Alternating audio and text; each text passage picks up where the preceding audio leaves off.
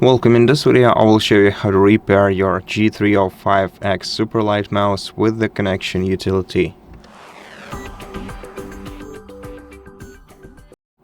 So, to do that, if you have accidentally or intentionally unpaired your mouse and now you cannot use it to control your pointer, you're gonna have to connect it separately using a USB-C cable. So insert it both into your mouse and your computer, and then go to settings of your G-Hub, scroll down, select device pairing tool, pair mouse, continue, select Lightspeed Mouse right here,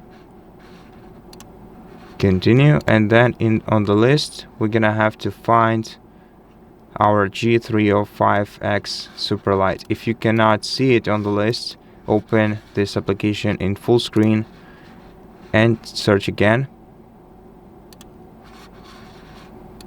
Click begin pairing, and then you're gonna have to hold the pairing button for 3 seconds until the lights start blinking, and then your mouse will be connected. Done, and that's it. Thank you for watching this video. If it helped you, please consider subscribing to our channel, leave us a like and a comment below, and I'll see you in the next one.